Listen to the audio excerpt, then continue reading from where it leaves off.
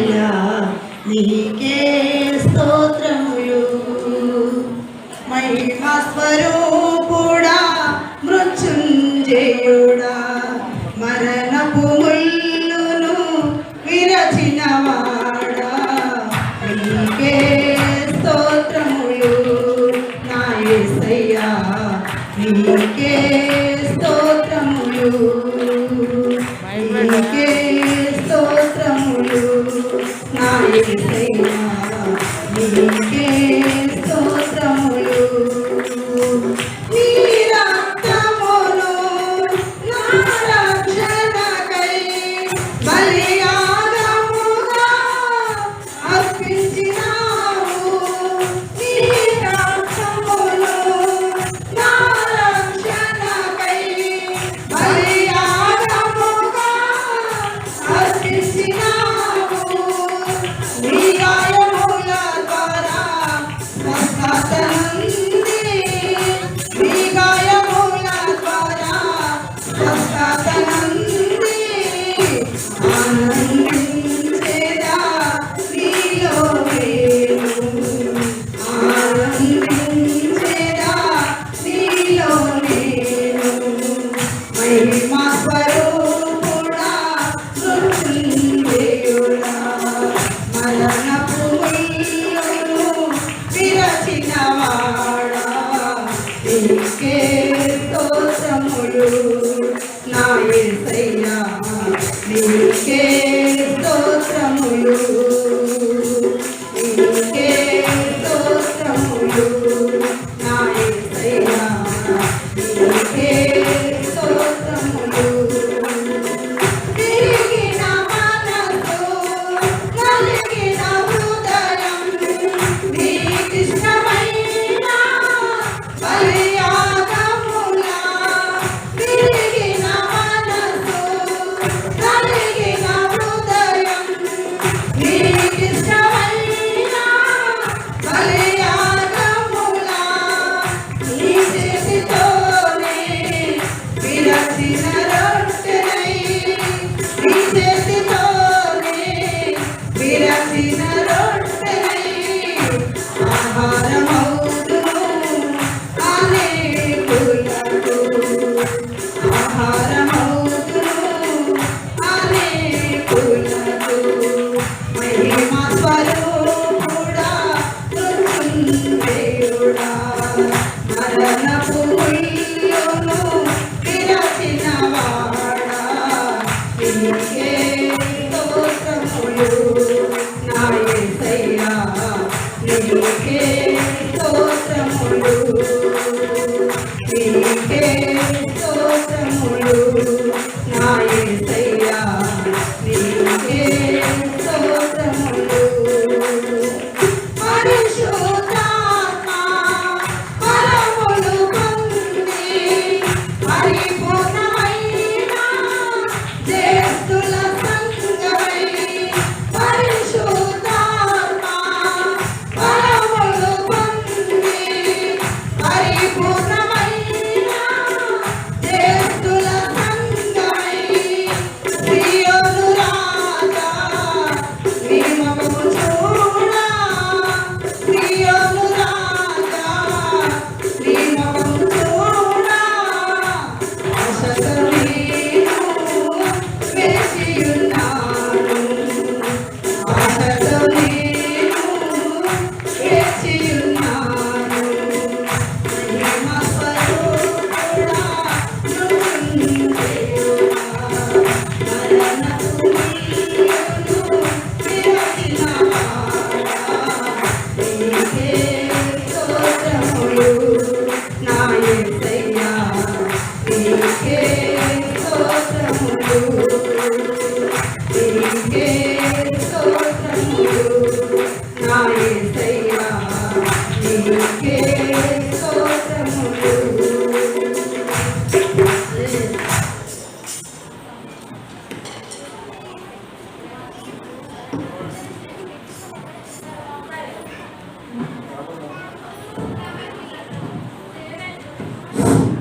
మా బాప్తిసం తీసుకునేవాడు వచ్చారా? లేచి నిలబడండి.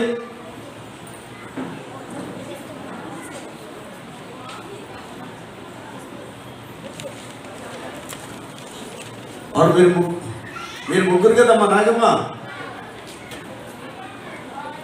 అవునా? 4, 5 బాప్తిసం తీసుకోవడానికి సిద్ధపడినటువంటి వాడు. నువ్వు తీసుకున్నావు బాప్తిసం? 3.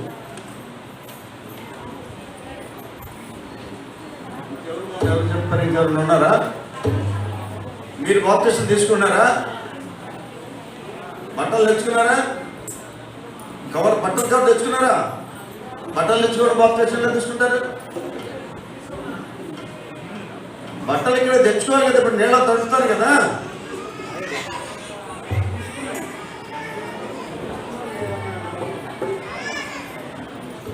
ఈరోజు బాప్తిసం తీసుకోవడానికి సిద్ధపడినటువంటి వాళ్ళు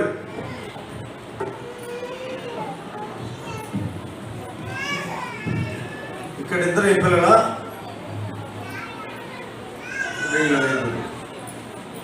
ఓకే. ఇంకెవరైనా చెప్పారా పేరు? మీకు కూర్చోమ్మా, మీరు కూర్చోండి. ఇప్పుడు కూడా ఇంకా అవకాశం ఉంది. ఎవరైనా సిద్ధపడాల్సిన వాళ్ళు ఉంటే, పేరు పైన వాళ్ళు ఉంటే లేవండి. బాప్తిజంకి ఇంకా అవకాశం ఉంది. ఇప్పుడు మేము దేవుడు మీకు ప్రేరణ కల్పిస్తే మీరు లేవచ్చు.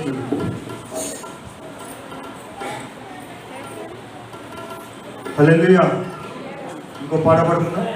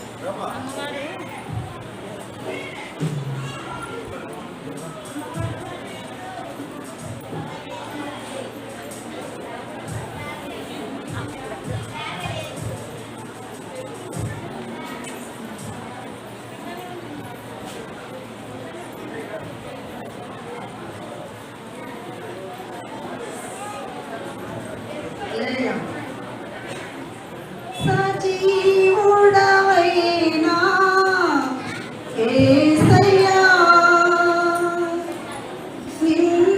నిన్నాశ్రయించిన నీ వారికి సహాయుడవై తృప్తిపరచితివే. సముద్రమంతా సమృద్ధితో ఆనందించదనిలో అనుదినము కృప పొంది ఆరాధించదనిన్నే ఆనంద కనులతో. ఆనందించదనిలో అనుదినము కృప పొంది ఆరాధించదనిన్నే ఆనంద కనులతో. సజీవుడవైనా యేసయ్యా,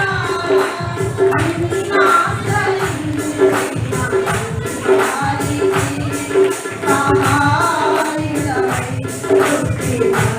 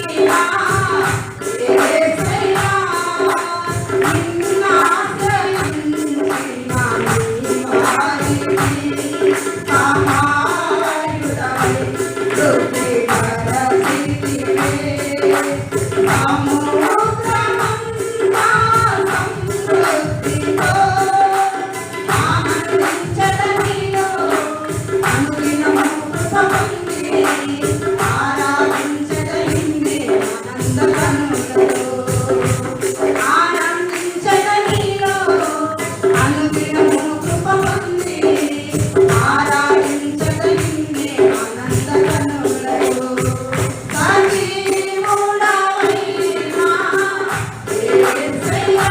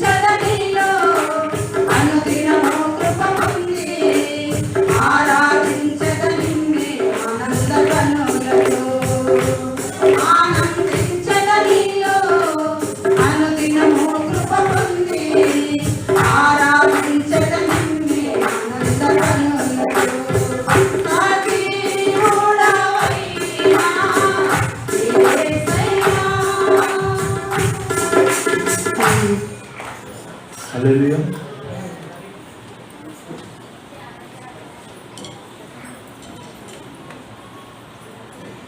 మరొకసారి వారికి దేవుని బట్టి ఒకసారి బాప్తిసం తీసుకున్న వాళ్ళు లేచి నిలబడినాము.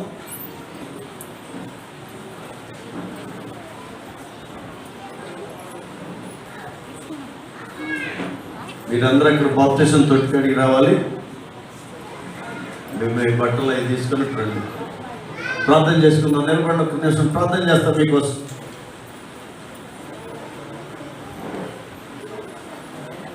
అక్కడే ఉన్నాంలా, అక్కడ ఉండలే, ప్రార్థన చేస్తున్నాం. అక్కడికి వస్తున్నాను. ఆ వెనకమల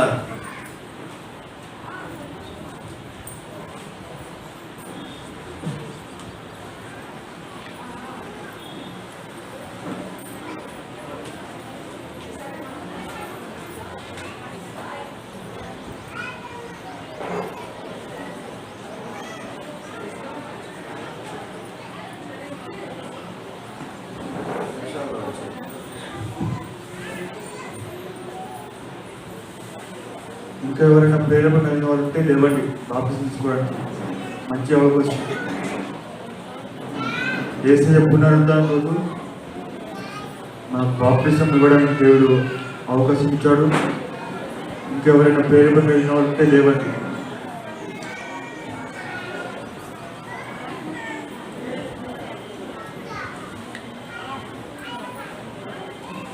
సరే సరే, చిన్న ప్రార్థన చేసుకొని ఇక్కడ బాప్తిసాలకు వెళ్దాం.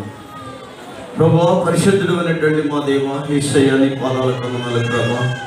ఇదిగో నీ ప్రియ బిడ్డలు ఈ దినాన ప్రభా మీ బాప్తిసాన్ని సిద్ధపడి ఉండగా ప్రభా, బిడ్డలకు సిద్ధపాటు ఆత్మను దయచేయని వేడుకుంటున్నాను. స్తోత్రాలు ప్రభా. ఈ దినం ప్రభా 8 మందినైనా ప్రభా నీ రాజ్యానికి వారసులుగా కావటానికి నాయన, ఆ నిత్య రాజ్యానికి వారసులు కావడానికి నాయన, ఎల్లప్పుడూ సంతోషంగా ఉండే రాజ్యానికి వారసులు కావడానికి నాయన నీ కృపను చూపావు నాయన. వందనాలు ప్రభా. కేవలం నీ కృప చూపిన ఈ రోజు నా ప్రభా నమ్మి బాప్తిసాన్ని సిద్ధపడి ఉన్నారు ప్రభా. ఎంత మంచి దేవుడు నాయన, ఎంత కనికరమ దేవుడు నాయన. వందనాలు ప్రభా. ఇదిగో నేను బిడ్డల ప్రభా ఈ బాప్తిసం తీసుకొచ్చుండగా ప్రభా బిడ్డల మీద నీ ఆత్మను కుమ్మరించి నాయన ప్రభా. అయ్యా, నీ నామానికి మహిమ తెచ్చుకొని ఘనత తెచ్చుకోమని, నీ నామ మహిమ ఘనత కొరకు జీవించే బిడ్డలుగా, అనేకులకు ఆశీర్వాదం బిడ్డలుగా వద్దలు చేయమని యేసయ్య నామమున అడిగి వేడుకొంచున్నాము తండ్రి. ఆమేన్.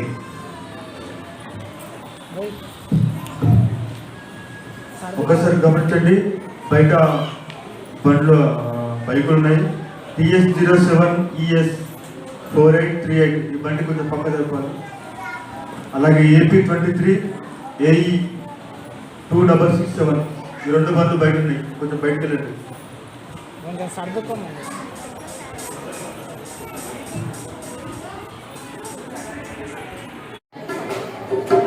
అమ్మా మాట్లాడద్దు, దయచేసి మాట్లాడొద్దమ్మా. హల్లెలూయా. నా సారా పాడి సంస్తుతి చేతు, నా పూర్ణాత్మతో పాడి స్తుతింతు, త్రియేకుడా దైవమా స్తుతులకు రాజరవి కోటి తేజ, శ్రీమంతుడా వందనం. స్తుతులకు రాజరవి కోటి తేజ, శ్రీమంతుడా వందనం. సారా పాడి సంస్తుతి చేతు, నా పూర్ణాత్మతో పాడి స్తుతింతు,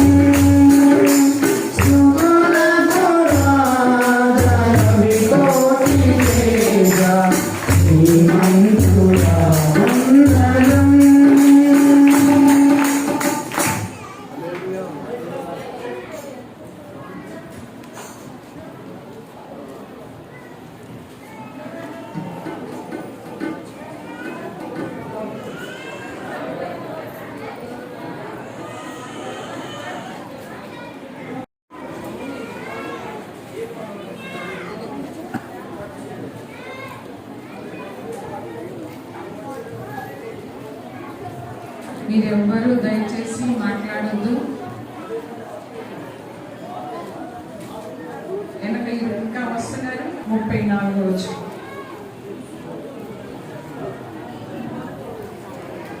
నీతి ప్రవర్తన గలవారై మేల్కొని పాపము చేయడం దేవుని గుర్చిన జ్ఞానము కొందరికి లేదు. మీకు సిగ్గు కలుగుటకై ఇట్లు చెప్పుచున్నారు. అమ్మ బయట దయచేసి అక్కడ ఎవరు సాయి అక్కడ మాట్లాడకుండా చూడు.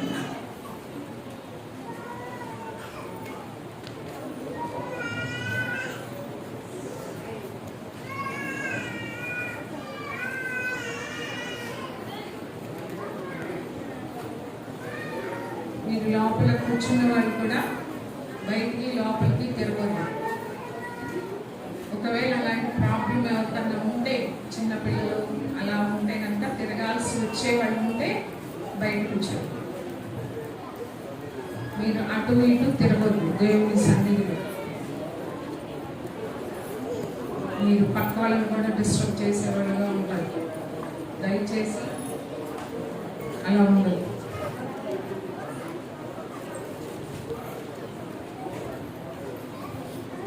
మాట్లాడొద్దు అంటే ఇంకా ఎక్కువ చేస్తున్నారు.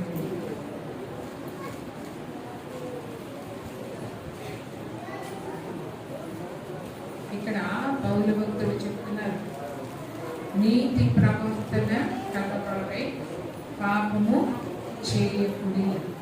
దేవుని గురించిన జ్ఞానము కొందరికి లేదు. ఈ మాట మీకు సిగ్గు కలుగుటగా ఇట్లు చెప్పుచున్నాను. అంటే మీకు సిగ్గు రావాలి అని పౌలు భక్తులు చెప్తున్నారు.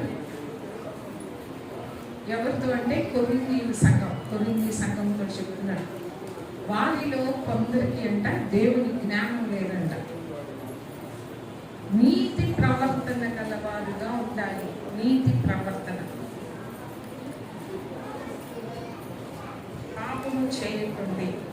పాపం చేయకుండా నీతి ప్రవర్తన గలవారుగా ఉండాలి. దేవుని గురించిన జ్ఞానం కొందరికి లేదు. ఏ జ్ఞానం? దేవుని గురించిన జ్ఞానము అంటే ఏంటి? వాళ్ళందరూ కూడా కొరింథీ సంఘం అంటే దేవుని తెలిసిన వాళ్ళే. వాళ్ళందరూ కూడా వాళ్ళతోనే మాట్లాడుతున్నాడు పౌలు భక్తుడు. మీలో కొందరికి దేవుని గురించిన జ్ఞానం లేదు. దేవుని గురించిన జ్ఞానం లేదు అంటే దేని గురించి మాట్లాడుతున్నాడు? ఆ అధ్యాయంలో కనుక మనం చూస్తే 12వ వచనం, 15వ అధ్యాయము 12వ వచనంలో క్రీస్తు మృతులలో నుండి లేపబడి ఉన్నాడని ప్రకటింపబడుచుండగా మీలో కొందరు మృతుల పునరుద్ధానం లేదని ఎట్లు చెప్పుచున్నారు. మృతుల పునరుద్ధానం లేని ఎడల క్రీస్తు కూడా లేపబడి ఉండలేదు. మరియు క్రీస్తు లేపబడి ఉండని ఎడల మేము చేయు ప్రకటన వ్యర్థమే, మీ విశ్వాసమును వ్యర్థమే. దేవుడు క్రీస్తును లేపినని ఆయనను గూర్చి మేము సాక్ష్యము చెప్పి ఉన్నాము కదా. మృతులు లేపబడని ఎడల దేవుడు ఆయనను లేపలేదు కనుక మేమును దేవుని విషయమై అబద్ధ సాక్షులుగా అగబడుచున్నాము. మృతులు లేపబడని ఎడల క్రీస్తు కూడా లేపబడలేదు. క్రీస్తు లేపబడని ఎడల మీ విశ్వాసము వ్యర్థమే, మీరింకనూ మీ పాపములలోనే ఉన్నారు. అంతేకాదు క్రీస్తునందు నిద్రించిన వారును నశించరు. ఈ జీవిత కాలం మట్టుకే మనం క్రీస్తునందు నిరీక్షించు వారమైన ఎడల మనుషులందరికంటే దౌర్భాగ్యులమయ్యుందుము. హల్లెలూయా. పౌలు భక్తుడు చెప్తున్నాడు, జ్ఞానం లేదంట. ఎందుకు వాళ్ళకి జ్ఞానం లేదు అంటే వాళ్ళు ఏం చెప్తున్నారు? క్రీస్తు మృతులలో నుండి లేపబడి ఉన్నాడని ప్రకటించుచుండగా మీలో కొందరు మృతుల పునరుద్ధానం లేదని ఎలా చెప్తున్నారు? అది దేవుని జ్ఞానం లేదు.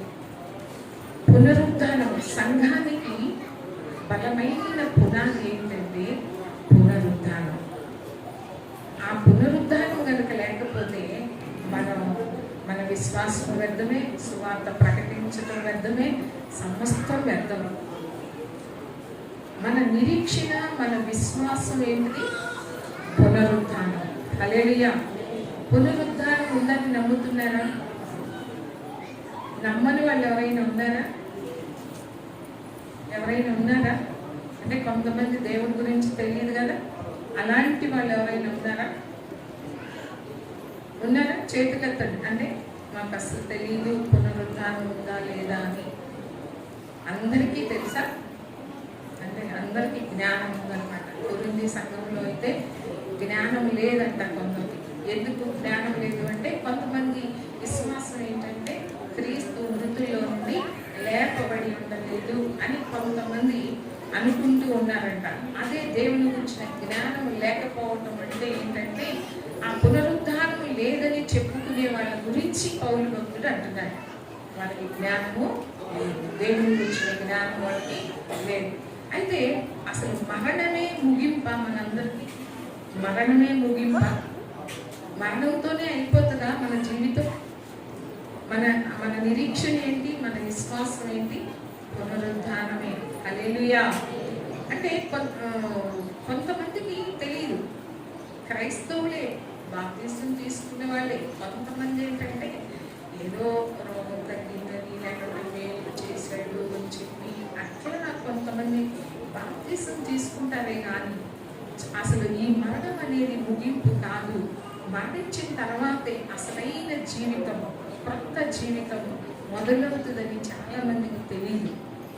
అసలైన జీవితం, నిత్య జీవం అనేది అంటే అందరూ కూడా మరణానికి ముందున్న జీవితం గురించి ఆలోచన చేస్తారు.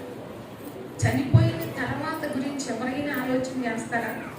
చనిపోయిన తర్వాత ఏంటి, నేను ఎక్కడికి వెళ్ళబోతున్నా, ఎక్కడ ఉండబోతున్నాను, ఎలాంటి స్థలానికి నేను వెళ్ళాలి అనేది చాలా మంది కూడా ఆలోచించరు. ఈ జీవితం వరకు వెళ్తున్నామా, చర్చికి వెళ్తున్నామా, వస్తున్నామా అంతే. మనకి టైం ఉన్నప్పుడు వస్తాం, టైం లేనప్పుడు ఇంకంతే.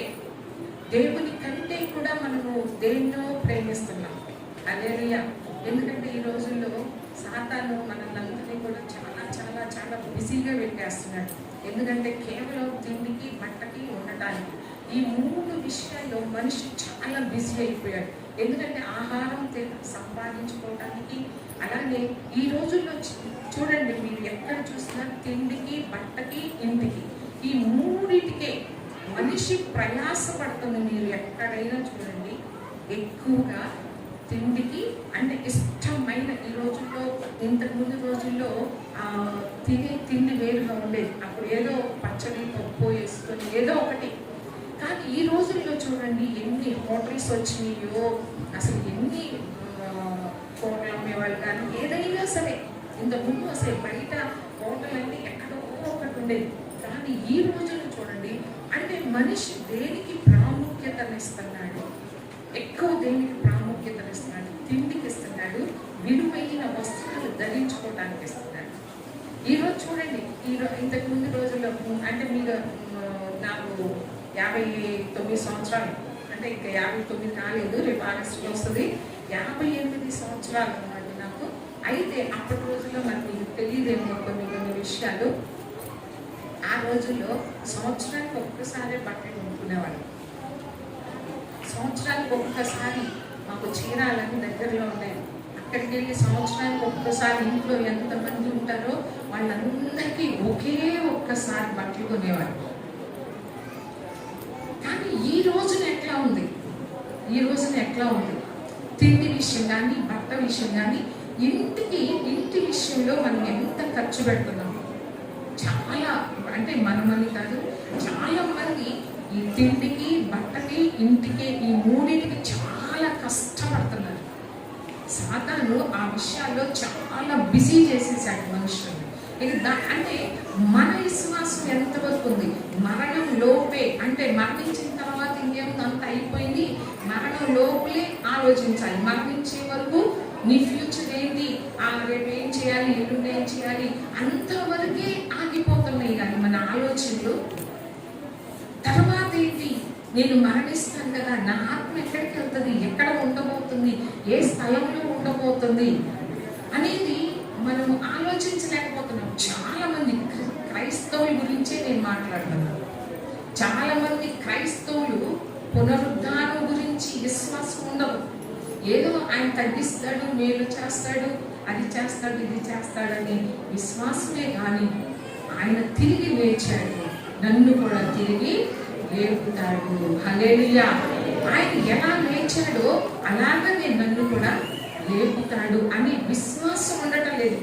అందుకనే అంటున్నాడు ఇక్కడ భక్తుడు, దేవుని గురించిన జ్ఞానము కొందరికి లేదు, మీకు సిగ్గు కలగటానికి నేను చెప్తున్నాను.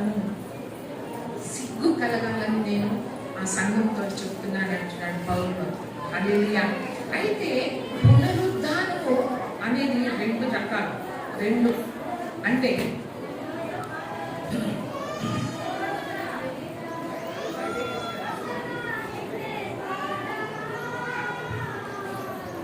పునరుద్ధానం అనేది 2 రకాలు.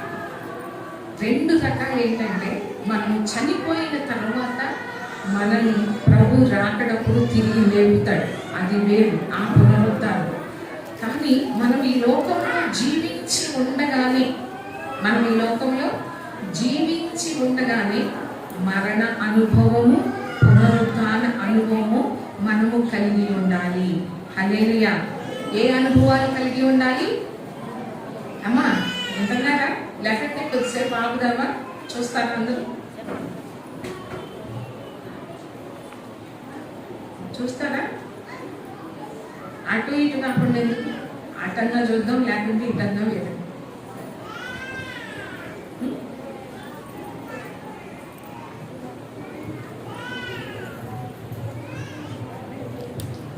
మన విశ్వాసము, మన నిరీక్షణ ఈ జీవిత కాలం మట్టుకైతే మన విశ్వాసం వ్యర్థం, మన సువార్త ప్రకటించడం సమస్తం కూడా వ్యర్థం. అయితే ఈ పునరుద్ధానము అనేది మనం ఈ లోకంలో జీవించి ఉండగానే మనము పొందుకోవాలి. చూడండి, తిమోతికి రాసిన 2వ పత్రిక 2వ అధ్యాయం 11వ వచనం.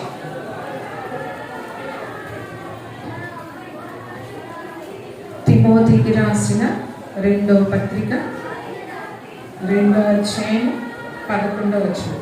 ఈ మాట నమ్మదగినది, ఈ మాట నమ్మదగినది ఏదనగా మనము ఆయనతో కూడా చనిపోయిన వారమైతే ఆయనతో కూడా బ్రతుకుదుము. హల్లెలూయా. ఏంటంట? ఈ మాట నమ్మదగినది, మీరు నమ్మండి అని చెప్తున్నాడు. ఏ మాట నమ్మదగినది? మనము ఆయనతో కూడా చనిపోయిన వారమైతే. ఇదేంటి? చనిపోవాలా? మనం ఆయనతో కూడా? ఆయన ఎప్పుడో చనిపోయాడు, మనం కూడా చనిపోవాలా? మనం కూడా అమ్మా ఇటు చూడండి, ఆయనతో పాటు మనము కూడా చనిపోతే ఆయనతో కూడా బ్రతుకుతామంట. ఆయనతో చనిపోవడం అంటే చనిపోవటమేనా? ప్రాణం తీసుకుందామా? అది కాదు. పౌలు భక్తుడు చెప్పేది ఏంటంటే, మనం ఆయనతో కూడా చనిపోయిన వారమైతే ఆయనతో కూడా మనం బ్రతుకుతాం. ఈ అనుభవం లేకుండా, చనిపోయిన అనుభవం లేకుండా పునరుద్ధాన అనుభవం కూడా రాదు. ఈ అనుభవము ఈ లోకంలో ఉండగానే, మనము జీవించి ఉండగానే ఈ 2 అనుభవాలు మన జీవితంలో మనము చూడాలి. చనిపోయిన అనుభవము, పునరుద్ధాన అనుభవము. హల్లెలూయా. ఏంటి హల్లెలూయా కూడా అంటారు? మీరు ఎంత శ్రద్ధగా వింటున్నారో అర్థమవుతుంది. పునరుద్ధానం అంటే ఏదో పండగ కాదండి. ఈస్టర్ అంటే పండగ అనుకోవద్దు. మనకి పండగ కాదు, మనకి అంతకంటే కూడా ఎక్కువ. ఎందుకంటే ఆయన పునరుద్ధానుడు కాకపోతే మనం ఎప్పటికీ కూడా మనం కూడా లేపబడలేము. మనకి ఆ పరలోకం అనేది కూడా ఉండదు. కాబట్టి ఇది చాలా, మరణము, పునరుద్ధానం ఈ 2 ఉండాలి. యేసు ప్రభు జీవితంలో మరణ అనుభవం ఉంది, పునరుద్ధాన అనుభవం ఉంది. అలాగనే విశ్వాసి జీవితాల్లో కూడా ప్రతి ఒక్కరి జీవితంలో మరణ అనుభవం ఉండాలి, పునరుద్ధాన అనుభవం ఉండాలి. హల్లెలూయా. మనము ఆయనతో కూడా చనిపోయిన వారమైతే ఆయనతో కూడా బ్రతుకుతాము. హల్లెలూయా. ఆయనతో పాటు చనిపోకపోతే ఏంటి? చనిపోవటం అంటే ఏంటి? మొన్న చెప్పాను శుక్రవారం. ఏమని చెప్పాను? చనిపోవటం అంటే, మరణించటం అంటే, పౌలు భక్తుడు అంటాడు, నేను క్రీస్తుతో కూడా సిలువ వేయబడి ఉన్నాను. ఇకను జీవించేది నేను కాదు, క్రీస్తే. హల్లెలూయా. చూడండి గలతీయులకు రాసిన పత్రికలో, గలతీయులకు రాసిన పత్రిక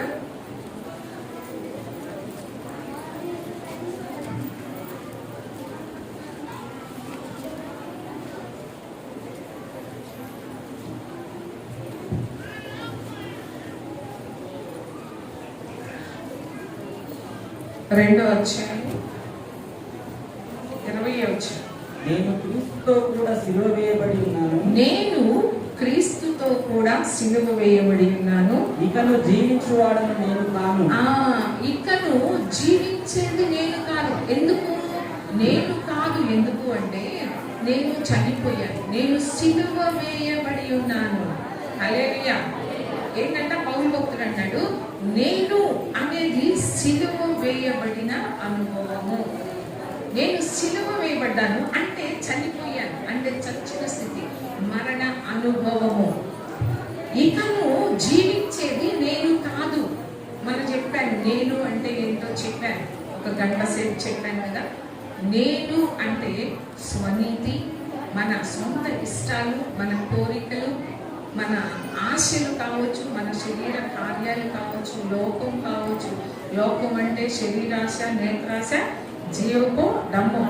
ఇవన్నీ కూడా మనలో కనుక ఉంటే, అది కనుక సిలువ వేయబడకపోతే నీవే ఉంటావు. కానీ నీవు కనుక చనిపోతే, నువ్వు కనుక మరణిస్తే, అప్పుడు ఎవరుంటారు నీలో?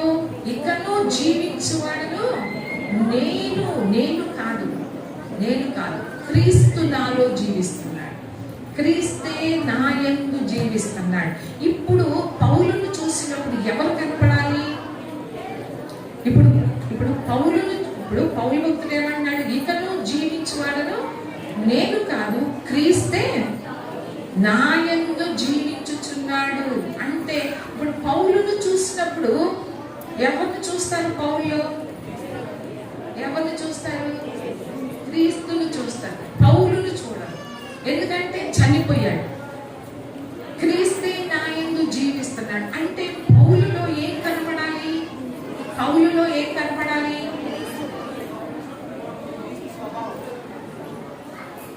పౌలులో ఏం కనపడాలి? క్రీస్తు కనపడాలి. పౌలు అమ్మ మీరు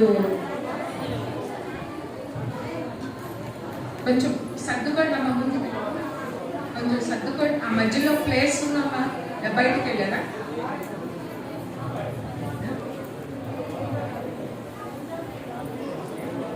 కొంచెం ఒక వచ్చిన పాడుకుంటా ఉన్నాం, సర్దుకునేవాళ్ళు సర్దుకున్నాం. పిల్లలు పైన కూర్చోండి. ఏంటి ఉందా? ఎక్కడ?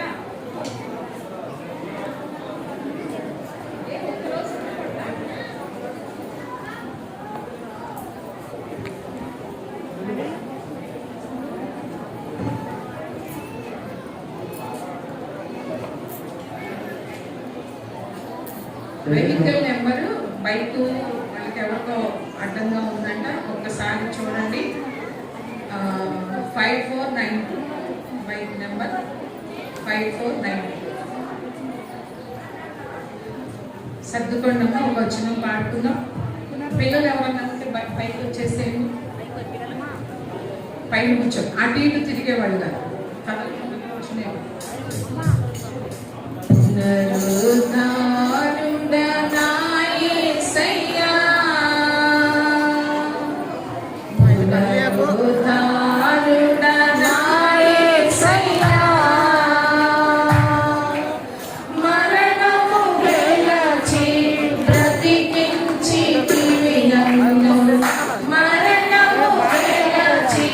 బ్రతికించి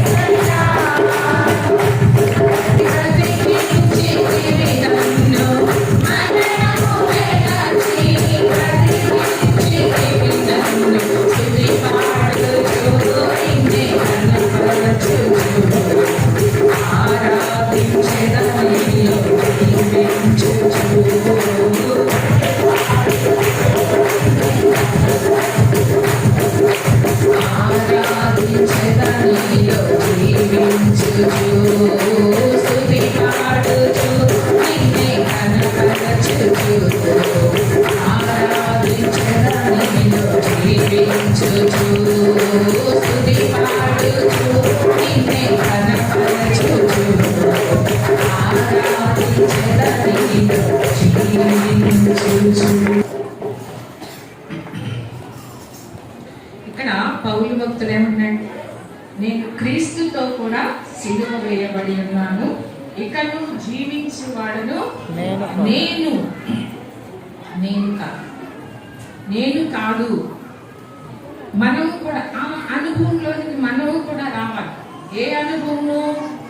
జీవించువాడను నేను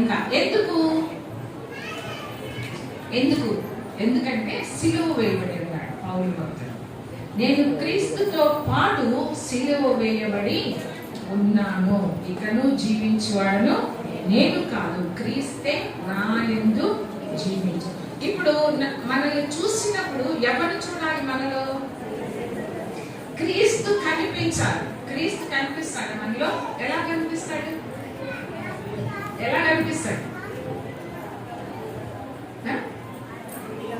నీలో ఉన్న ప్రేమ, నీలో ఉన్న క్షమాగుణం, నీలో ఉన్న దయ, నీలో ఉన్న కనికరం, నీలో ఉన్న దీర్ఘశాంతం, నీలో ఉన్న సాత్వికం, అవి చూస్తే మనలో కనుక చూస్తే మనలో ప్రభువుని చూసినట్లే. క్రీస్తే నా యందు జీవిస్తూ ఉన్నాడు. జీవించేది ఇక నేను కాదు, నేను అనేది సిలువ వేయబడి ఉన్నాడు. ఎంత మందిని ఈ అనుభవం మనకు ఉంది? మనం ఆయనతో కూడా చనిపోయిన వారమైతే ఆయనతో కూడా మనము బ్రతుకుతాము. హల్లెలూయా. బ్రతుకుతాము అంటే పునరుద్ధానం అవుతాము. ఆయనతో పాటు మనం చనిపోయే అనుభవం. రోమా పత్రిక చూడండి.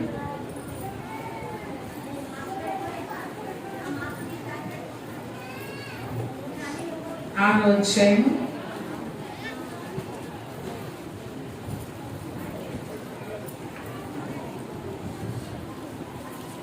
3వ వచనం నుంచి.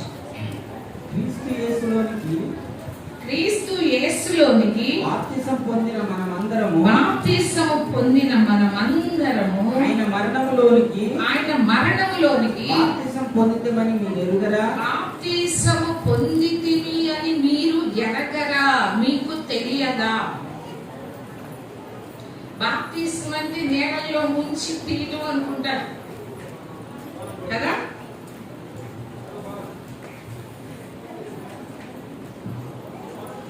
చాలా ఈజీ బాప్తిసం అంటే. అది కాదు. ఇక్కడ పౌలు భక్తుడు చెప్తున్నాడు ఏమని? క్రీస్తు యేసులోనికి బాప్తిసం పొందిన మనమందరము ఎవరైతే బాప్తిసం తీసుకున్నారో వాళ్ళందరూనంట ఆయన మరణములోనికి బాప్తిసం పొందితిమని మీరు ఎరుగరా? మీకు తెలియదా? బాప్తిసం చాలా మంది బాప్తిసం తీసుకున్నారు కదా. బాప్తిసం తీసుకున్నాము అంటే ఆయన మరణంలోనికి మనము బాప్తిసం పొందాము. బాప్తిసం అంటే నీళ్ళలో ముంచబడినప్పుడు మనం చనిపోయాం. నీళ్ళలో ముంచుతారు కదా, లోపలికి వెళ్ళిపోతారు కదా, అప్పుడు ఏంటంట? చనిపోయావు. నువ్వు చనిపోయావు. మళ్ళా తిరిగి ఆ నీళ్ళలో నుంచి బయటికి తీసినప్పుడు ఇకను జీవించేది నీవు కాదు. ఎందుకంటే ఆయన మరణంలోనికి నువ్వు బాప్తిసం పొందావు, నువ్వు మరణించావు. మీరు ఎరుగరా అంటే మీకు తెలియదా? మీరు ఎవరైతే బాప్తిసం తీసుకున్నారో వాళ్ళందరూ కూడా ఆయన మరణంలోనికి బాప్తిసం పొందితమని మీరు ఎరుగరా? కాబట్టి తండ్రి మహిమ వలన క్రీస్తు మృతులలో నుండి ఎలాగూ లేపబడినో అలాగే మనమును నూతన జీవము పొందిన వారమై నడుచుకొనున్నట్లు మనము బాప్తిసము వలన మరణములో పాలు పొందుటకై ఆయనతో కూడా పాతి పెట్టబడితిమి. హల్లెలూయా. ఎందుకు నేను అందరం పాతి పెట్టబడాలి? ఇక్కడ మృతులలో నుండి ఎలా లేపబడినో అలాగే మనమును నూతన జీవము పొందిన వారమై నడుచుకొనున్నట్లు.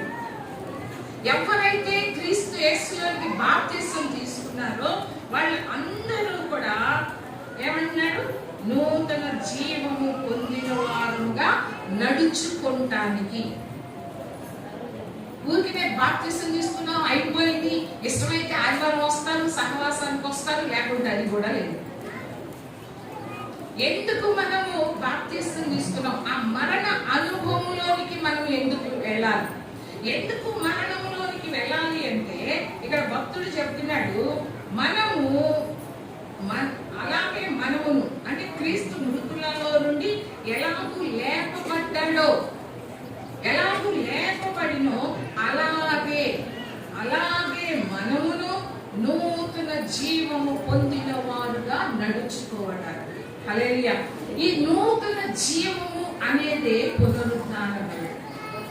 మనం జీవించి ఉండగానే, ఈ లోకంలో ఉండగానే మరణ అనుభవం ఉండాలి, మళ్ళీ పునరుద్ధాన అనుభవం కూడా మనం కలిగి ఉండాలి. ఇదే పునరుద్ధాన బలం, శక్తి. అంటే మనము నూతన జీవము పొందిన వారముగా నడుచుకోవటమే పునరుద్ధాన బలం. హల్లెలూయా. చనిపోయాడు, బాప్తిసం తీసుకున్నప్పుడు చనిపోయాడు, నేలలో ముంచినప్పుడు చనిపోయాడు. మరలా తిరిగి పైకి లేచినప్పుడు నీవు ఎలా నూతన జీవము పొందిన వారమై నడుచుకున్నట్లుగా తీసుకున్నావు నువ్వు బాప్తిసం. నూతన జీవాన్ని పొందుకోవాలి, నూతన శక్తి, పునరుద్ధాన శక్తి. మనందరికీ ఒక మాట చెప్తా. అబ్రహాం రాత్రి చెప్పాడు, అబ్రహాంకి 100 సంవత్సరాలకు పుట్టాడు ఇస్సాకు. 100 సంవత్సరాలకు పుట్టినప్పుడు ఆయన శరీరం ఎలా ఉంది? మృత తుల్యమైపోయింది. అంటే చచ్చిన స్థితి, అంటే ఏమి ఆ శక్తి బలం ఏమి లేదు. అంటే మృత తుల్యమైనది అబ్రహాం యొక్క శరీరం. శారా గర్భం కూడా మరణ తుల్యమైనదే. అలాంటి స్థితిలో ఇస్సాకు పుట్టాడు. ఎలా అంటే అబ్రహాం, అదే రోమీయులకు రాసిన పత్రికలోనే ఇక్కడ ఉన్నది, 4వ అధ్యాయంలో ఉన్నది. ఏమంటాడు? అబ్రహాము తన శరీరము మరణతుల్యమైనట్లుగా, శారా గర్భము మరణతుల్యమైనట్లుగా ఆలోచించను. కానీ ఆలోచించాడు. మనకు కూడా వస్తాయి ఆలోచన. ఆ పరిస్థితులను బట్టి మనకు కూడా రావచ్చు. ఆలోచన రాకుండా ఎవరికి ఉండవు. ఈ ఒక సమస్య వచ్చినప్పుడు మనం మొదట ఆలోచన చేస్తాం. అలాగనే అబ్రహాం కూడా ఆలోచించను. కానీ వాగ్దానం చేసిన దేవుడు నమ్మదగిన దేవుడు. ఆ వాగ్దానాలు నెరవేర్చుటకు సమర్థుడని రూఢిగా నమ్మి విశ్వాసం వల్ల బలాన్ని పొందుతున్నాడు. అదే పునరుద్ధాన బలం. హల్లెలూయా. అదే పునరుద్ధాన బలం. మరణ తుల్యమైపోయింది ఆయన శరీరం. ఆయనలోకి ఏమొచ్చిందంటే నూతన జీవం వచ్చింది, పునరుద్ధాన బలం వచ్చింది. విశ్వాసం వల్ల ఆ బలాన్ని పొందుతున్నాడు. మనము కూడా అలాంటి నూతన జీవం పొందిన వారమై నడుచుకున్నట్లు, అలా నడుచుకోవాలి అంటే నూతన జీవమును పొంది అలా నడుచుకోవాలంటే ఏమని చెప్తున్నాడో చూడండి. నడుచుకున్నట్లు మనము బాప్తిసం వల్ల మరణములో పాలు పొందుటకై ఆయనతో కూడా పాతి పెట్టబడితిమి. హల్లెలూయా. ఏమయ్యా ఉంటే మనం అందరం ఆయనతో కూడా పాతి పెట్టబడ్డాము. మనమందరము పాతి పెట్టబడిన అనుభవం. పాతి పెట్టబడిన అనుభవం అంటే ఏంటి? మట్టి తీసి లోపల పెట్టేస్తారు, మట్టి కప్పేస్తారు. ఆ ఆనవాలన్నా ఉంటుందా? ఆ స్మెల్ అన్నా ఉంటుందా? ఏమీ ఉండదు. పాతి పెట్టబడాలి అంటే మనలో కూడా ఆ ప్రాచీన పురుషుడు, ఆ ప్రాచీన స్వభావం కనపడకూడదు. ఎందుకంటే నువ్వు సిలువ వేయబడి ఉన్నావు కాబట్టి, నువ్వు నేను అందరం సిలువ వేయబడినప్పుడు అప్పుడు ఏమవుతుందంట? ఆ ప్రాచీన పురుషుడు, ప్రాచీన స్వభావం పాతి పెట్టబడుతుంది. హల్లెలూయా. చూడండి 5వ వచనం. మరియు ఆయన మరణం యొక్క సాదృశ్యం సాదృశ్యమందు ఆయనతో ఐక్యము గల వారమైన యెడల ఆయన పునరుద్ధానం యొక్క సాదృశ్యమందును ఆయనతో ఐక్యము గల వారమై ఉందుము. ఏమనగా మనం ఇకను పాపములకు దాసులము కాకుండాటకు పాప శరీరము నిరర్ధకమగునట్లు మన ప్రాచీన స్వభావము ఆయనతో కూడా సిలువ వేయబడినని ఎరుగుదుము. హల్లెలూయా. ఆయనతో పాటు సిలువ వేయబడిన అనుభవము. రోమీయులకు రాసిన పత్రికలో 8వ అధ్యాయము 36వ వచనం చూడండి.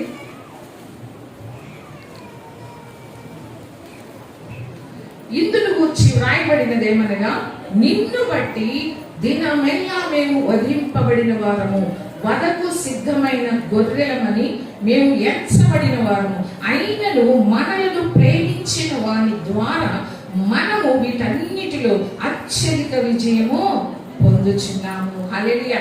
వాళ్ళు ఎలా ఉన్నారు పౌలు భక్తులు? నిన్ను బట్టి, ప్రభువుని బట్టి దినమెల్లా ప్రతి దినము.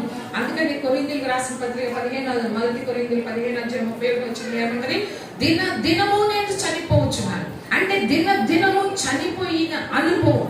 అంటే అతని యొక్క స్వనీతి కావచ్చు, సొంత ఇష్టం కావచ్చు, అవి ఏమి కూడా నెరవేర్చబడకుండా, ఆయన సొంత ఇష్టాలు నెరవేర్చబడకుండా సమస్తం కూడా ప్రభు యొక్క చిత్తం జరిగిస్తున్నాడు. అందుకని దినము మేము వధింపబడిన వారు, వధకు సిద్ధమైన గొర్రెలమని మేము ఎంచబడ్డాం. మేము ఎవరు అంటున్నాడు? దినమెల్లా మేము వధింపబడిన అనుభవం, వధించబడిన అనుభవం. వధించబడటం అంటే ఏంటి? ఒక గొర్రె పిల్లని తీసుకొచ్చి ఏం చేస్తారు? వధిస్తారు. అంటే ఏంటి? వధింపబడిన వారము. అంటే అలాంటి స్థితి కలిగిన వాళ్ళం. దినము వధింపబడిన స్థితి. అయినప్పటికీ వధకు సిద్ధమైన గొర్రెలమని మేము ఎంచబడిన వారమే, అయినను మనలను ప్రేమించిన వారి ద్వారా మనం వీటన్నిటిలో కూడా అత్యధిక విజయం పొందుచున్నాము. హల్లెలూయా. అత్యధిక విజయం. వాళ్ళు ఎలా కనిపిస్తున్నారు? ప్రతి రోజు చనిపోయిన అనుభవం, ప్రతి దినమెల్లా మేము వధింపబడిన వారు, అలాంటి స్థితి కలిగి ఉన్నారు వాళ్ళు. ప్రతి దినము చనిపోవటమే వాళ్ళు.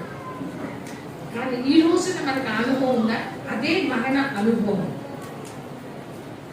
ఆ అనుభవం లేదు. మనకు ఒక శ్రమ వచ్చిందంటే చాలు. అసలు దేవుడు ఉన్నాడా? దేవుడు ఇలా ఎందుకు చేస్తాడు?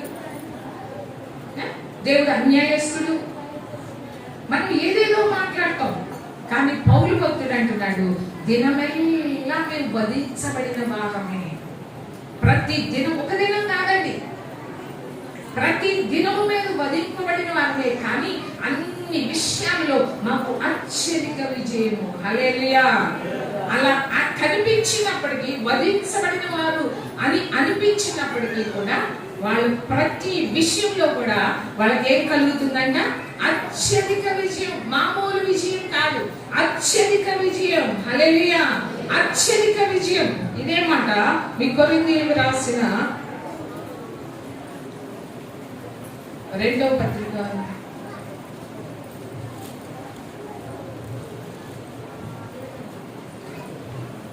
4వ అధ్యాయం. కొరింథీయులకు రాసిన 2వ పత్రిక 4వ అధ్యాయము 7వ వచనం. అయినను ఆ బలాధిక్యము మామూలమైనది కాక దేవునిదై ఉన్నట్లు మంటి ఘటనలలో ఈ ఐశ్వర్యం మాకు కలదు. ఎటు పోయినను శ్రమ పడుచున్నాను. ఎటు పోయినా సరే, ఎటు పోయినా, ఇటు అడుగేద్దామంటే శ్రమ, ఇటు అడుగేద్దామంటే శ్రమ, అటు అడుగేద్దామంటే శ్రమ. ఎటు పోయినను శ్రమ పడుచున్నను, ఇరికింపబడిన వారు కాదు. అందరికీ కనిపిస్తాం, శ్రమ పడుతున్న వాళ్ళగా కనిపిస్తాం అందరికీ. వీళ్ళ స్థితి ఏంటి? వీళ్ళు ప్రభువుని నమ్ముకున్నారే, వీళ్ళ స్థితి ఏంటి? ఎప్పుడు సమస్యలే, ఎప్పుడు బాధలే, ఎప్పుడు వ్యాధులే, ఎప్పుడు బలహీనతలే, ఎప్పుడు అప్పులే, ఎప్పుడు మరణానుభవం. మేము శ్రమ పడుచున్న వారమే, కానీ ఇరికింపబడిన వారము కాదు. ఎందుకంటే శ్రమలలో మాకు మా దేవుడు తోడుగా ఉన్నాడు. హల్లెలూయా. నీతిమంతునికి కలుగు ఆపదలు అనేకములు, వాటన్నిటిలో నుంచి నా ప్రభు నన్ను విడిపిస్తాడు. శ్రమ పడుచున్నాం, మేము ఇరికింపబడిన వారము కాదు. మరణ అనుభవం, అపాయములో ఉన్నను కేవలం ఉపాయం లేని వాళ్ళం కాదు. అపాయాలు వస్తున్నాయి. పౌలు భక్తుని యొక్క ఆ ఆపదలు కానీ మనం కనుక ధ్యానిస్తే ఎన్ని ఆపదలు, కొరింథీయులకు రాసిన పత్రికలో నేను ఇంతకుముందు చాలాసార్లు చదివాను. ఎన్ని ఆపదలు అంటే సహోదరుల వల్ల ఆపదలు, అన్యజనుల వల్ల ఆపదలు, కపట సహోదరుల వల్ల ఆపదలు, అరణ్యంలో ఆపదలే, సముద్రంలో ఆపదలే, బయటికి ఎక్కడికి వెళ్ళినా కూడా ఆపదలే, ఉపవాసాలే, జాగరణాలే. ఒకటి తక్కువ 5 సార్లు 40 కొరడా దెబ్బలు తిన్నాడు. 5 సార్లు కొరడా దెబ్బలు అంటే మామూలు కొరడా దెబ్బలు కాదు. అంత భయంకర. అంటే పౌలు భక్తుడు చెప్తున్నాడు, దినము మేము చనిపోతున్నాం. ఎందుకు చనిపోతున్నాడు?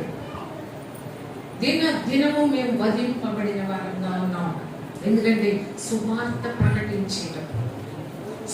ప్రకటించేటప్పుడు అలాంటి అనుభవం. హల్లెలూయా. చూడండి, తరుమబడుచున్నను దిక్కు లేని వాళ్ళం కాదు. దేవుడు మాకు దిక్కుగా ఉన్నాడు. మేము దిక్కు లేని వాళ్ళం కాదు. హల్లెలూయా. దిక్కు లేని వారుగా మేము కనబడతాం, తరుమబడుచున్న వారిగా కనిపిస్తాం. అందరికి అలా కనిపిస్తాం, కానీ మేము దిక్కు లేని వారం మాత్రం కాము. పడద్రోయబడినను నశించే వారము కాదు. హల్లెలూయా. పడద్రోయబడతాం, మళ్ళీ లేపగలిగిన శక్తివంతుడు మాకు ఉన్నాడు. పడితేనే కన్నా లేసేది ఆయన శక్తి ఏంటో మీకు తెలిసేది. ఆ విజయం ఏంటో, అత్యంత విజయం ఏంటో మీకు ఎప్పుడు తెలుస్తుంది? ఆ అనుభవంలోనే తెలుస్తుంది. శ్రమల అనుభవంలోనే తెలుస్తుంది. శ్రమలు లేకుండా మహిమ లేదు. ఇక్కడ పౌలు భక్తుడు అన్నాడు, మరణ అనుభవం లేకుండా పునరుద్ధాన అనుభవము లేదు. హల్లెలూయా. ఇంకా చూడండి, యేసు యొక్క జీవము మా శరీరమందు. ఎవరి యొక్క జీవము? యేసు యొక్క జీవము మా శరీరమందు ప్రత్యక్షపరచబడుటకై యేసు యొక్క మరణానుభవమును మా శరీరమందు ఎల్లప్పుడూ వహించుకొని పోచున్నాను. హల్లెలూయా. చూడండి, ఎలాంటి పౌలు భక్తుడు చూడండి, శ్రమలలో సంతోషిస్తున్నాడు. మనం శ్రమలలో ఏం చేస్తున్నాం? మనకు శ్రమలు వస్తున్నాయి, ఇరుకులు వస్తున్నాయి, ఇబ్బందులు వస్తున్నాయి, వ్యాధులు వస్తున్నాయి, బలహీనతలు వస్తున్నాయి. మనకేంటి? పక్కన ఏమంటారు? అయ్యో, నువ్వు యేసు ప్రభువుని నమ్ముకున్నావుగా, నీకెందుకు ఈ శ్రమలు? అసలు ప్రభువుని నమ్ముకుంటే శ్రమలు వస్తాయి. దానికి ఇష్టమైన వాళ్ళే నమ్ముకోవాలి. ఆశీర్వాదాలే కాదు, ఇస్తాడు. నీకు కావలసింది ఏంటో ప్రభువుకి తెలుసు. నీకు అవసరమైనప్పుడు అద్భుతాలు చేయగలదు, ఆశ్చర్యకార్యాలు చేయగలదు. అవసరమైతే నువ్వు దేవుడి మీద నమ్మకం ఉంచాలి కదా.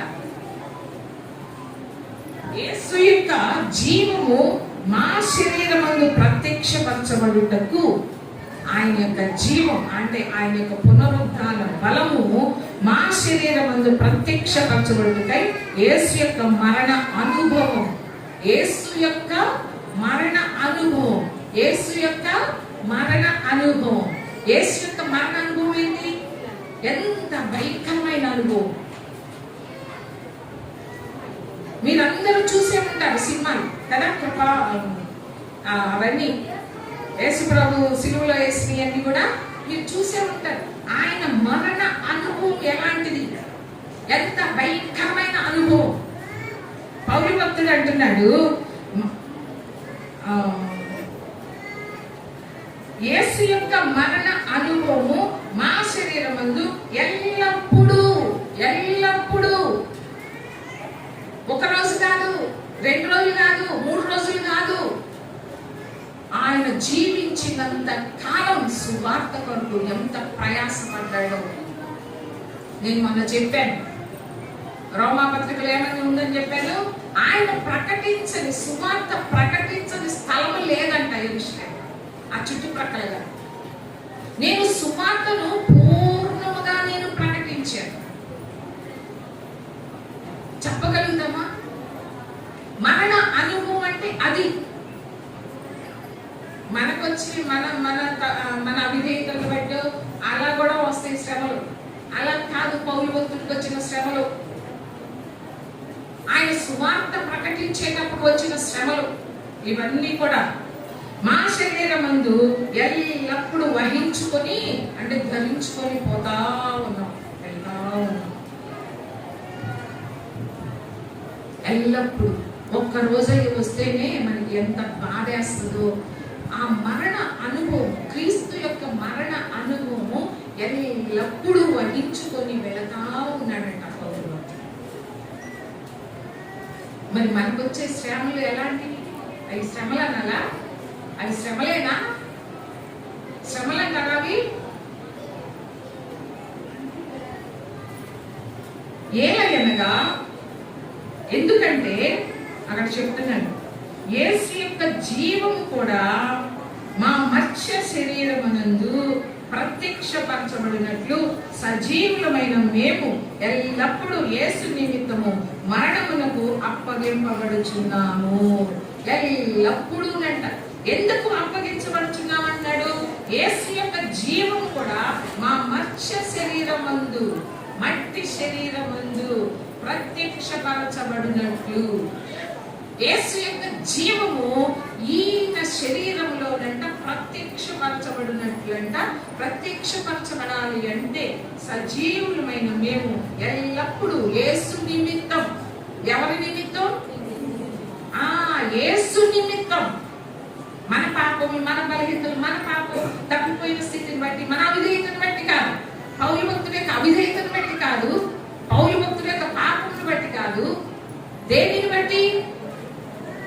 దేనిని బట్టి? యేసు యొక్క జీవము కూడా మా మత్స్య శరీరమందు ప్రత్యక్షపరచబడినట్లు.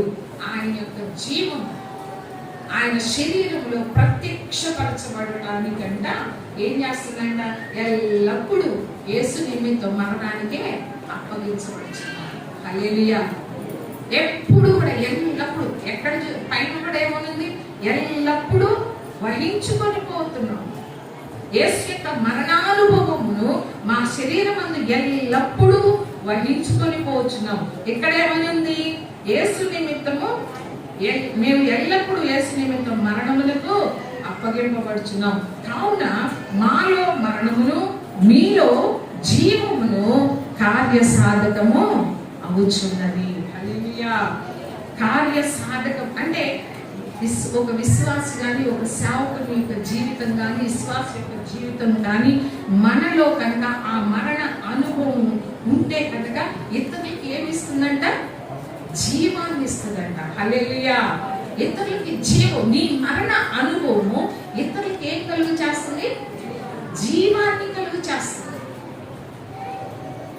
నీ మరణ అనుభవము ఇతరులు జీవించేలాగా చేస్తుంది, ఇతరులకి ఆదరణ కలిగించేలాగా చేస్తుంది ఈ మరణ అనుభవం. హల్లెలూయా. ఉందా ఇలాంటి అనుభవం? మనకి పునరుద్ధాన అనుభవమే కావాలి కానీ మరణ అనుభవం అక్కర్లేదు. కానీ ప్రభు అంటున్నాడు, ఎవరైతే ఆ మరణ అనుభవం కలిగి ఉంటారో వారిలోనే పునరుద్ధాన అనుభవం కూడా కలిగి ఉంటారు. హల్లెలూయా. ఎలా ఉన్నాం మనం?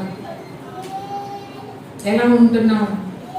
మీకు ఎఫ్సీలకు రాసిన పత్రికలో చూడండి. బట్టి ఎఫ్సీలకు రాసిన పత్రిక 1వ అధ్యాయం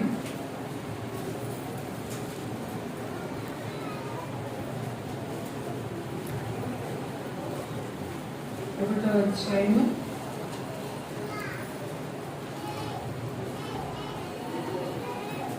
19వ వచనం.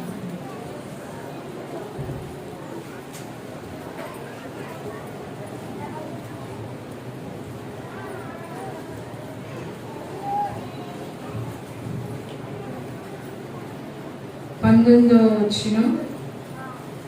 మరియు మీ మనోనేత్రం వెలిగింపబడినందున ఆయన మిమ్మల్ని పిలిచిన పిలుపు వల్లనైన నిరీక్షణ ఎట్టిదో, పరిశుద్ధులో ఆయన స్వాస్థ్యం యొక్క మహిమైశ్వర్యం ఎట్టిదో, ఆయన క్రీస్తునందు వినియోగపరిచిన బలాతిశయమును బట్టి విశ్వసించు మన యందు ఆయన చూపుతున్న తన శక్తి యొక్క అపరిమితమైన మహిమాత్మ్యం ఎట్టిదో మీరు తెలుసుకోవాలని మన ప్రభు అయిన యేసుక్రీస్తు యొక్క దేవుడైన మహిమ స్వరూపియగు తండ్రి తను తెలుసుకొనుట యందు మీకు జ్ఞానమును ప్రత్యక్షతను గల మనస్సు అనుగ్రహించినట్లు నేను నా ప్రార్థన యందు మిమ్మల్ని గురించి విజ్ఞాపన చేయించున్నాను.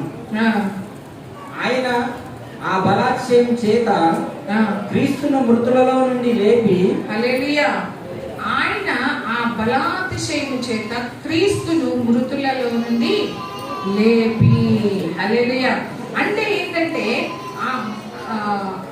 ఏ బలాతిశయమును బట్టి అక్కడ ఏముంది, ఆయన క్రీస్తునందు వినియోగపరిచిన బలాతిశయమును బట్టి విశ్వసించు మన యందు ఆయన చూపుచున్న తన శక్తి యొక్క అపరిమితమైన మహత్యం ఏంటిదో మీరు తెలుసుకోవాలి. హల్లెలూయా. అంటే ఏంటి? ఆ శక్తి, ఆ పునరుద్ధాన శక్తి ఎలాంటిదో మనమందరము కూడా తెలుసుకోవాలట. క్రీస్తునందు వినియోగపరిచిన ఆ బలాతిశయమును బట్టి, క్రీస్తునందు వినియోగపరిచాడు ఆ బలాతిశయము, దేవుని యందు కనపరిచిన అంటే మన యందు అంటే దేవుడు క్రీస్తునందు కనపరిచాడు ఆ బలాతిశయము. ఆ బలాతిశయము ఎట్టిదో దేవుడు మన యందు చూపుచున్న శక్తి. ఇందాక చెప్పాను కదా, యేసు యొక్క జీవం అంటే దేవుడు మన యందు చూపుచున్న ఆ శక్తి ఏంటో, ఆ బలము ఏంటో ఎరిగి ఉండటమే పునరుద్ధాన శక్తిని ఎరిగి ఉండటం. హల్లెలూయా. ఏ బలాతిశయము చేత క్రీస్తును లేపాడో అదే బలాతిశయం మన యందు కూడా చూపుతున్నాడు. హల్లెలూయా. దేవుడు మన యందు చూపించే ఆ శక్తి ఎరగటమే పునరుద్ధాన శక్తిని, పునరుద్ధాన బలమును ఎరిగి ఉండటం. హల్లెలూయా. ఎరిగి ఉంటున్నామా? ఇక్కడ స్పష్టంగా ఉంటుంది చూడండి, కొలస్సీలకు రాసిన చూడండి,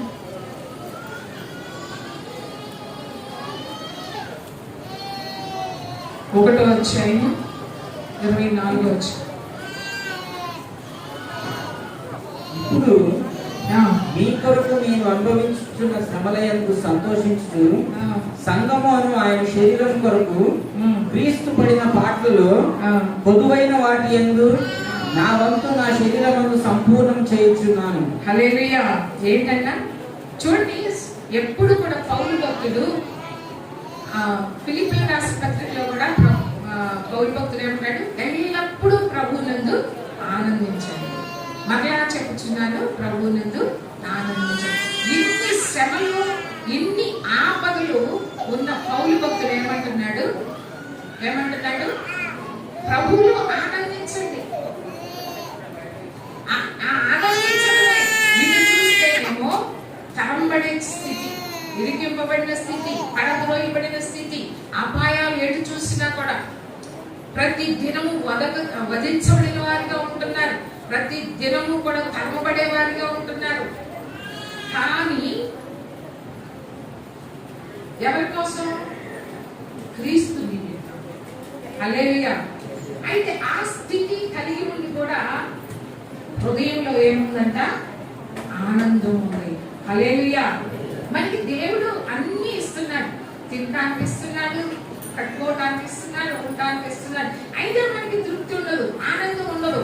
పౌలు భక్తులు అన్ని ఆపదలు ఉన్నప్పటికీ కూడా అంతగా పౌలు భక్తుల్ని అందరూ కూడా సువార్త ప్రకటించేటప్పుడు చాలా మంది హింసించారు.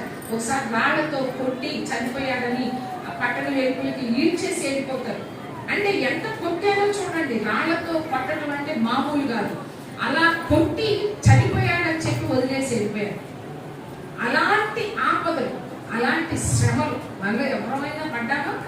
ఎవ్వరం పడలేదు. అలాంటి ఆపదలు, అలాంటి శ్రమలు, అలాంటి మరణ అనుభవం కలిగిన ప్రభువునందు ఆనందించండి. హల్లెలూయా.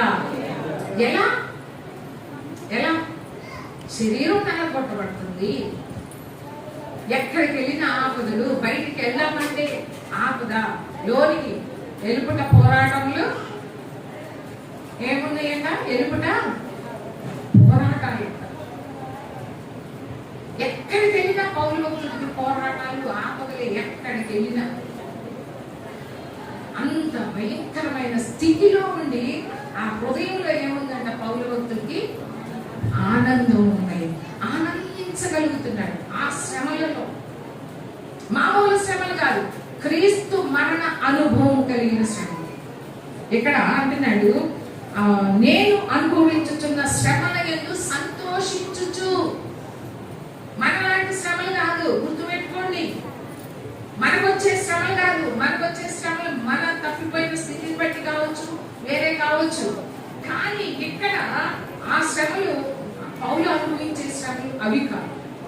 నేను అనుభవించుతున్న శ్రమల యందు సంతోషిస్తున్నా. మనం అనగలుగుతామా? మనం అనగలుగుతామా? అబ్బా ఈరోజు దేవుడు నాకు ఎంత శ్రమ పెట్టాడో, దేవుడికి స్తోత్రం అంటావా? అంటావా ఎవరన్నా? ఓ మా అబ్బాయికి పెద్ద ఉద్యోగం ఇచ్చాడు దేవుడు, దేవుడికి స్తోత్రం. సాక్ష్యం చెప్పుకుంటాం. నా కూతురికి మంచి భర్త వచ్చాడండి, దేవుడు ఎంత కార్యం చేశాడండి, ఆయన కృప చూపించాడు. ఎంతో సాక్ష్యం చెప్పుకుంటాం మనం. కానీ నాకు ఈ శ్రమ వచ్చిందండి, దేవుడికి స్తోత్రం అన్న వాళ్ళు ఎవరన్నా ఉన్నారా? ఎవరు ఉండవు. కానీ ఇక్కడ పౌలు భక్తుడు నేను అనుభవించుతున్న శ్రమల యందు సంతోషిస్తున్నాను అంటున్నాడు పౌలు భక్తుడు. అలాంటి స్థితిలోనికి మనం రావాలి. ఆ మరణ అనుభవంలో నుంచి పునరుద్ధాన అనుభవంలోకి రావాలి. రెండు అనుభవాలు మన జీవితంలో ఉన్నాయి. శ్రమల యందు సంతోషించుచు సంఘము అను ఆయన శరీరము కొరకు, సంఘము అనే ఆయన శరీరము కొరకు క్రీస్తు పడిన పాటలలో పొదువైన వాటి యందు నా వంతు, నా శరీరము సంపూర్ణం. ఎక్కడ చూసినా చూడండి పౌలు భక్తుడు సంపూర్ణంగానే అంటాడు. పూర్ణంగా చేశాడంటాడు సువార్త. నేను ఇంకా ప్రకటించవలసిన స్థలం లేదంటాడు. సంపూర్ణం చేస్తున్నా సంఘము కొరకు. క్రీస్తు పడిన పాటలలో పొదువైని అంట. అంటే పొదువు అంటే ఆ పొదువు కాదు. అంటే అప్పటికి ప్రభు సంపూర్ణంగానే సంఘం కొరకు శ్రమ అనుభవించాడు, మరణించాడు. కానీ అప్పుడు సంఘం ఏర్పడలేదు. కాబట్టి తరువాత సంఘం ఏర్పడాలి అంటే వీళ్ళందరూ కూడా ఆత్మలు రక్షించాలి అంటే దేవుడి దగ్గరికి నడిపించాలి అంటే వాళ్ళు సువార్త ప్రకటించాలి. ఒక సంఘం ఏర్పడాలి అంటే వాళ్ళు సువార్త ప్రకటించాలి, అనేక ఆత్మలు రక్షించాలి. ఆ రక్షించటం ద్వారా ఏర్పడినది సంఘం. అనేక ఆత్మల సమూహమే సంఘం. అప్పటికి ఏర్పడలేదు, ప్రభు చనిపోయినప్పుడు, మరణించినప్పుడు. కానీ ఆ కొదువ అంటే సంఘం కొరకు ప్రభు పడిన పాటలో తర్వాత సంఘం ఏర్పడింది. కాబట్టి ఆ సంఘం కొరకు నేను నా వంతుగా నా శరీరం ముందు నేను సంపూర్ణం చేస్తున్నా. ఉన్నామా? ఉన్నామా? హల్లెలూయా. మన శుక్రవారం రోజు పాస్టర్ ఒక మాట చెప్పారు కదా, దేవుని కృప. దేవుని కృప అంట. అది ఎక్కడ? అది మాస్టర్నియా సంఘం 2 కొరింథీ 8 వచ్చాయి.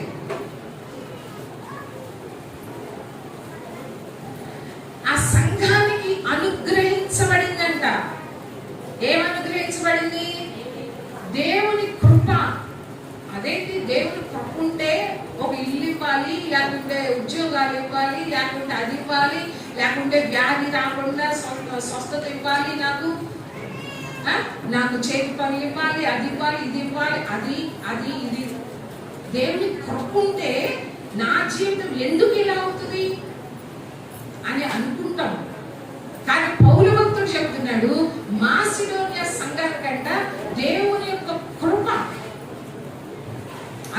అనుగ్రహించబడిందంట. హల్లెలూయా.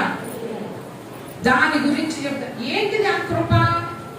ఏంటిదంటే ఆ కృప బహుశ్రమల వల్ల పరీక్షించబడగా.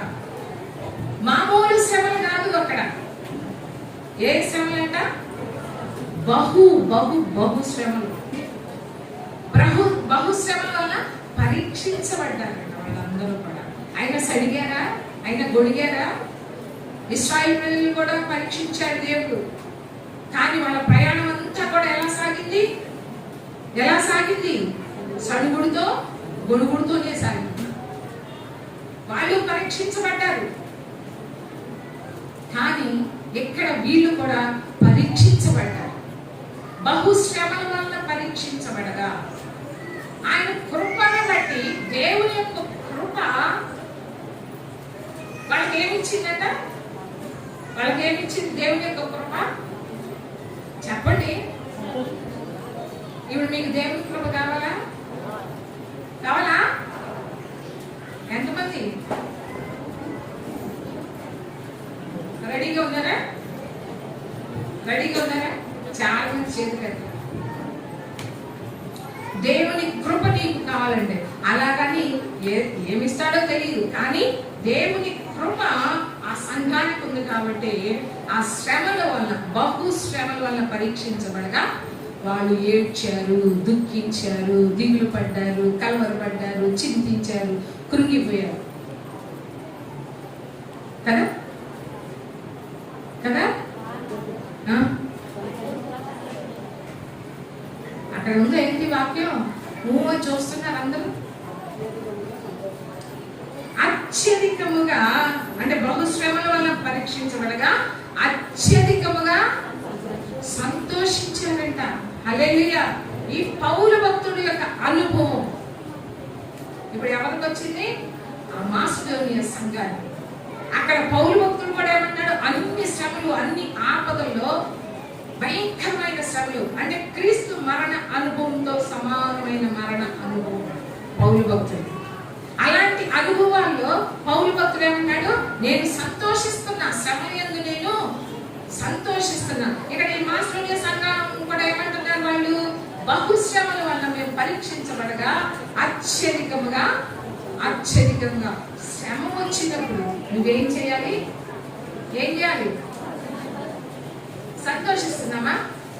మన ఇంట్లో ఏదన్నా జరిగినప్పుడు నీకు సంతోషమా దుఃఖమా? చెప్పండి.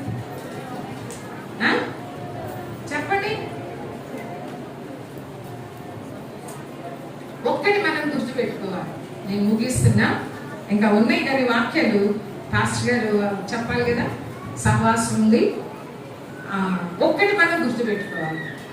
ప్రభు మన జీవితంలోకి ఏది అనుమతించినా, అసలు అక్కడ చూడండి, దేవుని కృప అనుగ్రహించబడిన సంఘానికి బహుశ్రమల వల్ల పరీక్షించబడ్డారు. వాళ్ళు ఆ శ్రమలలో అత్యధికంగా సంతోషించారు. మనం విని వదిలేయటం కాదు, కానీ మన జీవితంలో శ్రమలు వచ్చినప్పుడు నీ రియాక్షన్ ఎలా ఉందో, నీవు ఎలా ఉంటున్నావు? దేవుని స్తుతిస్తున్నావా? నీ హృదయంలో ప్రభువుని బట్ట అదే ఇదే. ఇప్పుడు పౌలు భక్తుడికి ఏమైనా శ్రమలు తగ్గినాయా? వీళ్ళు తరబడతానే ఉన్నారు, కానీ ప్రభువులో ఆనందిస్తూనే ఉన్నారు. కృంగిపోలా మనలాగా కలవరపడలేదు ఎప్పుడు కూడా పౌలు భక్తుడు. ఇంకా శ్రమలు కావాలంటున్నాడు పౌలు భక్తుడు.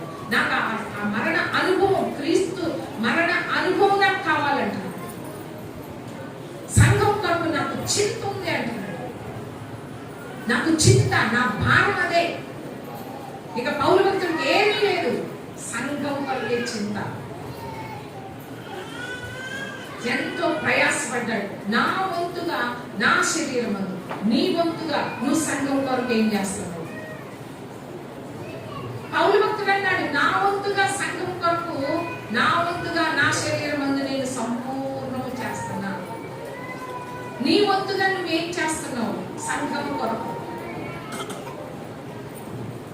కాబట్టి శ్రమలు వచ్చినప్పుడు మనం ఆనందించాలి కానీ, సంతోషించాలి కానీ, వాటిని బట్టి ఎప్పుడు కృంగిపోకూడదు, చింతించకూడదు. హల్లెలూయా. కాబట్టి పునరుత్థాన అనుభవం అంటే ఏంటంటే ఆ మరణ అనుభవం లేకుండా నీ జీవితంలో పునరుద్ధాన అనుభవం కూడా లేదు. ఆ శ్రమలు లేకుండా నీకు మహిమ కూడా లేదు. క్రైస్తవులు అంటేనే శ్రమలు. ఎందుకంటే ఎందుకు దేవుడు అనుమతిస్తాడు అంటే నిన్ను సరిచేయడానికి, నిన్ను నన్ను సరిచేయడానికి. అంతేగాని కావాలని నువ్వు ఏడుస్తుంటే ఆయన సంతోషించే దేవుడు కాదు. నిన్ను సరిచేయటమే ఆయన ఉద్దేశం. ఆయన సంపూర్ణతకు సమానమైన సంపూర్ణతలోనికి మనల్ని మార్చాలన్నదే ఆయన ఉద్దేశం. హల్లెలూయా. అంతేగాని నిన్ను నలకొట్టడానికి కాదు పిలుచుకుంది, నిన్ను బాధ పెట్టడానికి కాదు ఆయన పిలుచుకుంది. ఆయనతో సమానమైన సంపూర్ణతలోనికి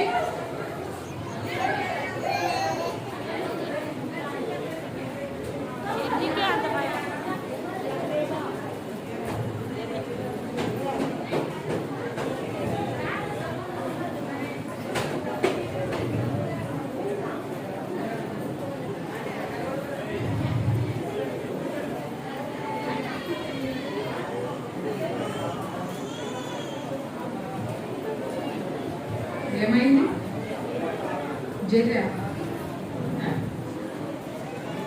సరే, ఇప్పుడు శ్రమలు మనందరి జీవితంలోకి వస్తాయి. నేను ఒకటి అడుగుతా, అన్ని కావట్లేదా? వస్తాయా? కానీ మనకు వచ్చినా కూడా మనకు ఒక నిరీక్షణ ఉంది. హల్లెలూయా. మనకు ఒక నిరీక్షణ ఉంది. నేను ఒకసారి మా ఊరు వెళ్ళినప్పుడు బాగా పూజలామే మా ఇంటి పక్కనే ఉంటారు. అయితే ఆమె బాగా తెలుసు. అయితే నేనన్నా, మీరు చనిపోయినాక ఎక్కడికి వెళ్తారు? చనిపోయిన తర్వాత అసలు మనకి ఏదే లేదు. అసలు చనిపోయినాక మనకి దేవుడు ఎంత కృపించాడంటే అసలు మనం చనిపోయినాక ఎక్కడికి వెళ్ళాలనేది నువ్వే డిసైడ్ చేసుకోవాలి. ఇక్కడ ఉండగా నువ్వే డిసైడ్ చేసుకో. పట్లకు వెళ్తావా, నరకానికి వెళ్తావా? ఇక్కడే డిసైడ్ చేసుకునే అవకాశం ఇచ్చాడు దేవుడు. అది నీ చేతుల్లోనే పెట్టాడు. కానీ వాళ్ళకి అసలు పునరుద్ధానం అంటే తెలియదు. అంటే విమర్శించడం కాదు, కానీ ఆ అమ్మాయితో నేను మాట్లాడినప్పుడు చెప్పింది ఏంటంటే, మీకు అసలు మరణం తర్వాత అసలు మీ ఆత్మ ఎక్కడికి వెళ్తుందని నేను అడిగాను. అంటే ఇప్పుడు చనిపోయిన తర్వాత ఏమేస్తారు? అన్ని కూడా ఏమేస్తారు పేపర్లో, వీళ్ళ ఆత్మకి శాంతి కలుగునుగాక అంటారు. శాంతి ఎక్కడ? శాంతి ఎక్కడికి వెళ్తే శాంతి? నిజమే, ఆత్మ ఉందని నమ్ముతున్నారు, కానీ ఎక్కడికి వెళ్తే శాంతి? నరకానికి వెళ్తే శాంతి? నేను అడిగాను. అంటే ఆ అమ్మాయి ఏం చెప్పిందంటే, పుణ్యం చేసిన వాళ్ళందరూ మనుషులుగా పుడతారంట, మళ్ళీ చనిపోయి. ఎలా పుడతారంట? లేకుంటేనంట కుక్కలుగా నక్కలుగా పుడతారంట. అసలు వాటిగా పుట్టడానికి వాడికి ఆత్మ ఉంటేనేగా. పాపం చేసుకుంటేనంట ఎట్లా పుడతారంట? ఆ అమ్మాయి చెప్పినది నాకు. లేకుంటే కొంతమంది బాగా పుణ్యం చేసుకుంటే వాళ్ళలో లీనమైపోతారంట. అంటే వాళ్ళలో అంటే మీకు అర్థం కావడానికి చెప్తున్నా. ఒక దీపం ఉందనుకో, మీకు తెలుసు కదా, దీపం అంటే ఒక ప్రమిద వెలుగు ఉంటుంది కదా. అంటే ఆత్మ అది అని అది వెళ్ళి అతనిలో లోపలికి వెళ్ళిపోతుంది. ఆ దీపం ఆ వెలుగు ఏమైపోతుంది? వాళ్ళ దేవుడి లోపలికి వెళ్ళిపోతుంది. బాగా పుణ్యం చేస్తుంది, దేవుళ్ళు ఐక్యమైపోతారంట. ఎవరు మహాపుణ్యం చేసుకున్నాడు? ఎవరు? నీతిమంతుడు ఒక్కడు లేడు. కుక్కలుగా నక్కలుగా పుడతారంట, వాడికి ఆత్మే లేదు. అసలు వాళ్ళు ఎలా, అసలు మనిషి ఎలా పుట్టాడో కూడా తెలియదు. అలా కానీ మహాకృప ఏంటంటే, దేవుడు మనం ఎలా మనల్ని పుట్టించాడు, ఆది నుంచి అంతం వరకు సమస్తాన్ని దేవుడు మనకు మరుగు చేసి ఏది ఉంచలేదు, అన్ని బయలుపరిచాడు. ఆ ప్రతి ఒక్క మర్మాన్ని మనకి బయలుపరిచాడు. హల్లెలూయా. మనం ఎక్కడ ఉండబోతున్నాం, ఏ స్థలంలో ఉండబోతున్నాం అనేది సమస్తం కూడా దేవుడు మనకి బయలుపరిచిన దేవుడు. అలాంటి కృప కలిగిన దేవుడు ఆయన. హల్లెలూయా. కాబట్టి కొంతమంది పునరుద్ధానం లేదని నమ్ముతారు క్రైస్తవులు కూడా. వాళ్ళకి దేవుని జ్ఞానం లేదంటున్నారు. హల్లెలూయా. కాబట్టి ఆ శ్రమ వచ్చినప్పుడు ఒక గృహంలో నష్టం కలగవచ్చు. అది ఆయన చిత్తం. ఆయన ఏది కావాలనుకుంటే అది తీసుకునే హక్కు ఆయనకు ఉంది. ఏది కావాలంటే అది తీసుకునే అధికారం ఆయనకి ఉంది. ఎందుకంటే ఆయన సృష్టించాడు కాబట్టి, ఆయన చేత సృష్టించబడిన వారు కాబట్టి. హల్లెలూయా. కాబట్టి శ్రమ వచ్చిందంటే సంతోషించే అనుభవంలోనికి దేవుడు మనల్ని అందరినీ నడిపించునుగాక. ఆమేన్.